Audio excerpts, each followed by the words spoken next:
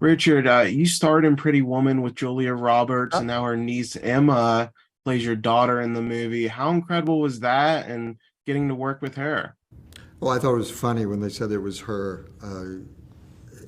I don't think I've really done a movie like that since then.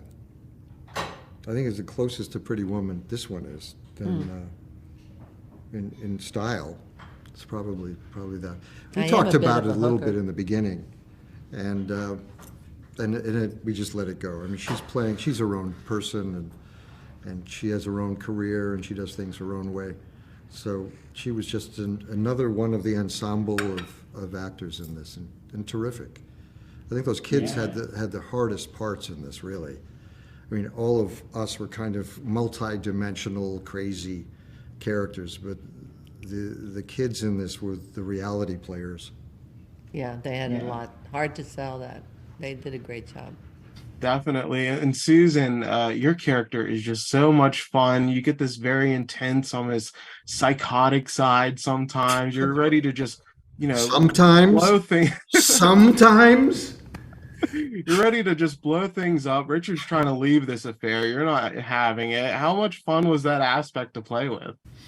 Definitely. And Susan, your character is just so much fun. You get this very intense, almost psychotic side sometimes. You're ready to just, Sometimes, blow things. sometimes.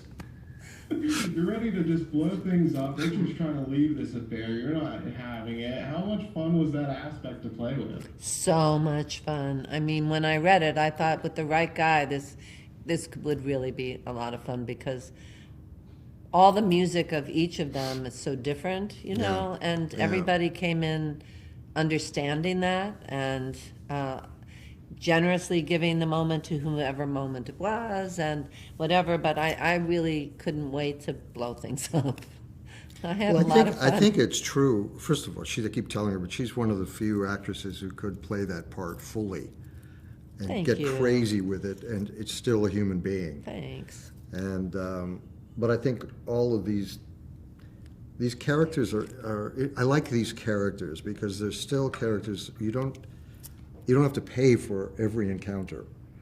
Things happen, and then you kind of move on. It's not everything is personalized, and there's still a kind of a connection with everyone, with all the craziness, a kind of just straightforward connection that these four people have. Well, I think we were lucky to find, sometimes I've done this. I've been in a movie where there are a lot of different acting styles and different people, and people do not seem like they're in the same movie from scene to scene. Yeah. And I think that the casting of this was good in that sense too, that everybody, I believed everyone did exist within that world, whatever that world was.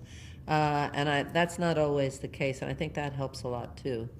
And then, Richard, my last question, for all the laughs, there's still this very interesting look at love and aging, and there's so much heart in its core. So, what did you just think about the themes of Maybe I Do?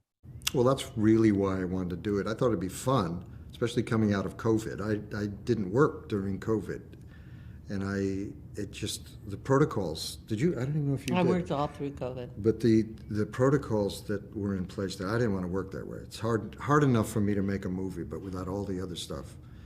And so I was happy to do something that was lighthearted, at least on the surface, but resonates, I think, in an adult way of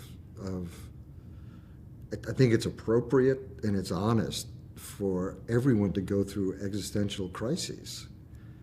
I And always ask myself if I'm going to do a movie, can I bear to talk about it for 3 days in a junket?